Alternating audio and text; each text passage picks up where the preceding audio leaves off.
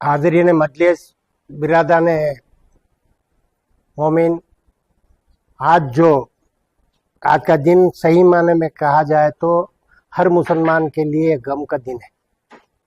जैसे हम मुहर्रम में गमगार दिन 10वीं तारीख मनाते हैं, तो आज पूरे हिंदुस्तान के मुसलमानों के लिए ये शहादत का दिन है, ये गम का दिन है।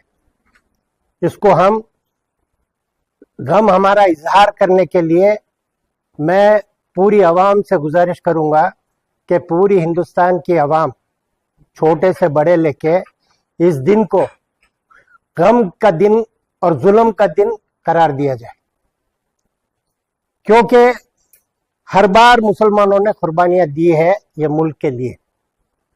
जाफिशानियां की है हमारे बुजुर्गों ने, हमारे उलमाओं ने, जब जाके ये हिंदुस्तान आज़ाद हुआ। और यहाँ पर गांधी की लाठी के साथ साथ मुसलमानों उलमाओं की ताकत बनी, तब गांधी की लाठी चली और हिंदुस्तान आज़ाद हुआ।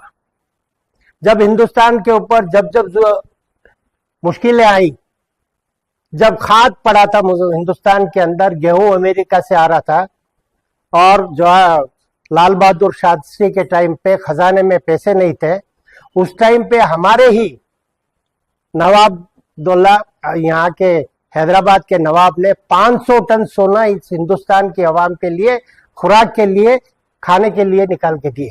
उसमें ना जात के लिए दिए, पूरी हिंदुस्तान की जितनी भी आवाम है उसके लिए उन्होंने 500 टन सोना अपना लाल बहादुर शास्त्री को हवाले किया था। तो मुसलमान आज भी हिंदुस्तान के वफादार हैं, ऐसा नहीं है।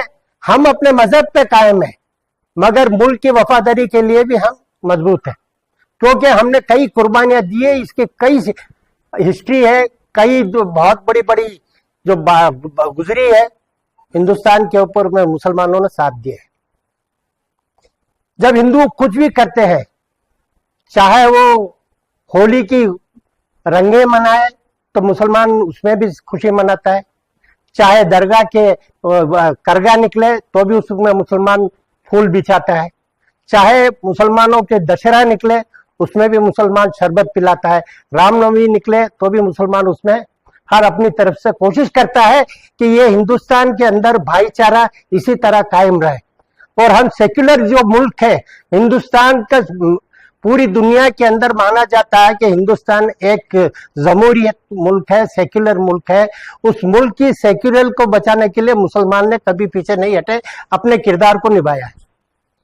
आज मैं दुख के साथ कहना पड़ता है कि जो सब्र करता है उसी पे जुल्म ज्यादा होता है। मुसलमानों ने शाहबानो के टाइम पे भी हमारे पे जुल्म हुआ, उस टाइम भी सब्र किया। आर्टिकल 370 लगाया गया, तभी हम पर जुल्म हुआ, हमने सब्र किया। 3 तलाक का मसला लाके कानून हम पे ये थोपा गया, तो भी हमने सब्र किया। बाबरी मस्जिद का जब कोर्ट ने एक बार फैसला दिया तो उसका एहतराम करते हुए पूरी मुसलमानों की पूरी तादाद ने, पूरे मसलकों ने, पूरे मुल्क के मुसलमानों ने उसको वेलकम किया। और वो सब्र करके उन्होंने कहा कि चलो अच्छी बात है, एक चीज, एक मसला, एक झगड़ा या फसाद, आज के बाद दूसरी चीजें हमारे ऊपर जुल्म नहीं होगी। मगर हमारी सब्र का नतीजा ये हुआ कि आज हर एक दिन नया नया जुल्म मुसलमानों के ऊपर थोपा जा रहा है, नई नई चीजें कायम करके मुसलमानों को तकलीफ पहुंचा रहे, उनके दिल को दुखारने का काम हो रहा है। उनके जो मजहबी का ये चीजें हैं उसके अंदर वो लोग लाके दूसरी चीजें घुसाने की कोशिश कर रहे हैं। जैसे कि ये बिल के अंदर कई चीजें आई है। मैं भी वॉक काउंसिल में था, जब अमेंडमेंट हुआ तो हम उस टाइम पे भी 213 में रहमान खान साहब ने जब अमेंडमेंट किया था, वो टाइम भी हमारी आवाज उठी थी कि अमेंडमेंट उसी टाइम पे जब कांग्रेस की हुकूमत थी सही कर देते तो आज दूसरी चीजें पैदा नहीं होती थी। हम हर बार जिसके ऊपर भरोसा किए हमको धोखा ही मिला है। आज हमने नायडू जी और नीतीश कुमार के ऊपर भरोसा किया कि कम से कम वो हमारी थोड़ी बहुत चीजें, तो पूरे बिल की मुखालिफत करना नहीं या हमदर्दी करो करके नहीं, हमने सिर्फ ये चाहते थे कि कुछ पॉइंट उनकी तरफ से ऐसे हो जाए जैसे मुसलमानों को दुख ना पहुंचे। जैसे कि वक्फ बोर्ड के अंदर हिंदू भी हाजिर होना चाहिए, जबकि किसी भी मजहब में, सिख हो, ईसाई हो, फिर दूसरे जितने भी मजहब है, उनके अंदर कभी ये नहीं कहा जा रहा है, ये बिल में ये नहीं कहा जा कि हम इसलिए यहाँ ला रहे हैं कि हिंदुस्तान के अंदर इक्वलिटी करना चाह रहे हैं। हिंदुस्तान के सब मजहबों के अंदर हर कौम के लोग शामिल होना चाहिए, ये करना चाह रहे हैं। ये बात आज की ना हुकूमत से आ रही है ना दूसरों से आई। तो हमारा कहना यही है, आज हम ना इसे रोक सके, बाबरी मस्जिद के कानून को, ना हम 3 तलाक को रोक सके, ना शाबानों को रोक सके, ना आर्टिकल 370 रोक सके, कोई चीज हम ऐसा नहीं कर सके। हम हर बात, इसकी वजह क्या है कि अब पूरे हिंदुस्तान के मुसलमान एक ना हो सके। अगर एक हो जाते और नेक हो जाते, एक के साथ सब नेक हो जाते, एक दूसरे की कुटाई और एक दूसरे की बुराई में अपना वक्त जाया ना करते, पार्टियों के चक्कर में ना पड़ते, पॉलिटिकली के अपने जाति मुफाद के लिए वो लोग अपने आप को बर्बाद ना करते, यूजेस में होते, तो आज ये हमारे ऊपर ये बिल ना थोपा जाता। और किसी की ताकत नहीं होती कि इस बिल को थोपे। आज भी हम अगर आगे रास्ते हैं, कहेंगे सुप्रीम कोर्ट जाओ, वहां जाओ, जो भी अल्लाह चाहेगा वो तो होगा। और इसमें हम तो ये अल्लाह ताला के ऊपर इतना ईमान रखते हैं कि वो माबूद, उसके पास इंसाफ है, एक न एक दिन हमें इंसाफ जरूर मिलेगा। जो भी हमारा बुरा चाहता है, इस्लाम को मिटाना चाहता, वो खुद मिट गए। तो मेरा कहना यही है आज सबसे कि हम एक ऐसी आवाज बन के दिखाएं, हमारे पूरे हिंदुस्तान के मुसलमान एक होके हमारी आवाज को इस तरीके से बुलंद किया जाए कि हमारी आवाज यहां से लेके अल्लाह ताला के दरबार तक पहुंचे, मेरे सरकार दो आलम सल्लल्लाहु रसूलुल्लाह के दरबार तक पहुंचे, और मुसलमानों पे ये जो जुल्म हो रहा है, उस जुल्म की इंतहा हो जाए, ये जुल्म खत्म हो जाए। जब तक ये नहीं होगा, हम एक नहीं होंगे, हम नेक नहीं होंगे, हमारी ताकत का मुजाहरा नहीं होगा, हमारी चीज हमको हासिल करने की ताकत हमारे में नहीं आएगी, हम बढ़ते जाएंगे। जैसे ये लोग कर रहे, हिंदुओं को आज एक कर दिए कि बटोगे तो कटोगे। आज तो हमारी हालत ये है कि हम बटे हुए हैं, इसीलिए हम कट रहे हैं। आज हम बटते नहीं तो हम कटते नहीं। तो मेरा कहना क्या है कि हमको आज से ही ये सबक ले लेना चाहिए कि आइंदा हम इसी तरह से खामोश रहेंगे, हर जुल्म को सहते रहेंगे, तो जुल्म करने वाले से जुल्म जो सहता है वो सबसे बड़ा गुनहगार होता है। और आज अगर मुसलमान चुप बैठते हैं, जुल्म को सह के इसको आई गई करते हैं, तो आने वाले उनके बच्चों के मुस्तकबिल, ये कौम का मुस्तकबिल, इस्लाम का मुस्तकबिल हमारे लिए बहुत मुश्किल पैदा कर देंगे, और इनके इरादे ये और बुलंद हो जाएंगे। छोटी सी चीज, इतनी बड़ी चीज, हम कामयाब हो गए तो हर एक एक चीज को आगे आगे लाते जाएंगे और हमारे ऊपर थोपते जाएंगे, और मुसलमान को इस दर्जे का बना देंगे कि वो अपनी आवाज ना उठा सके। यहाँ पर गवर्नमेंट ने इतनी ताकत दी है, हर चीज के ऊपर उन्होंने अपना दबदबा दिखा दिया है।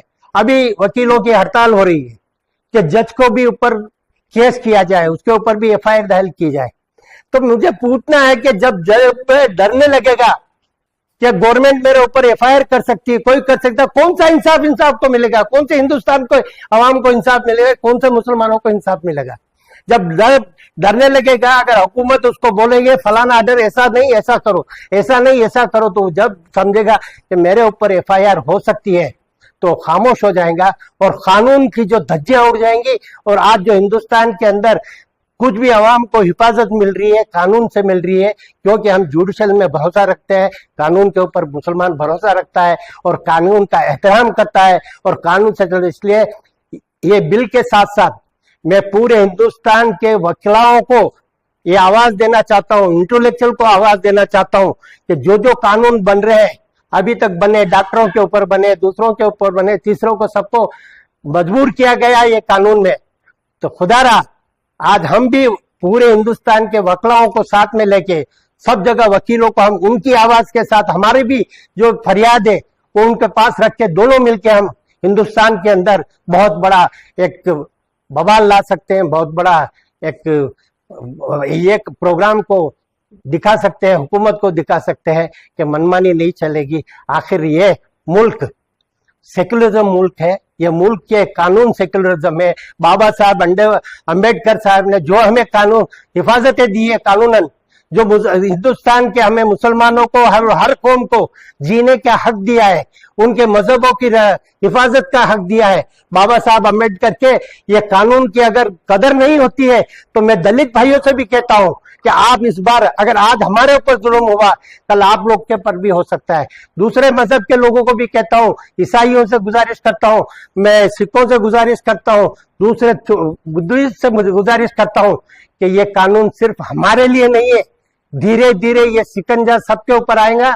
तो हम सब एक होके, सिर्फ मुसलमानों की आवाज नहीं, हिंदुस्तान के हर मजहब की आवाज, हर माइनॉरिटीज की आवाज, माइनॉरिटी में सिख, ईसाई, जैन सभी आते हैं, बुद्धिस्ट आते हैं, उनसे भी मैं गुजारिश करना चाहूंगा कि वो भी हमारा साथ दे। और खासकर वकलाओं से, वकीलों से, मैं हिंदुस्तान के पूरे वकीलों से जो मैं गुजारिश करना चाहता हूं कि ये मौका है, आप हमें साथ दो, हम आपके साथ कदम से कदम खड़ेंगे पूरे मुसलमान, और ये ताकत को हम मुजाहरा करेंगे।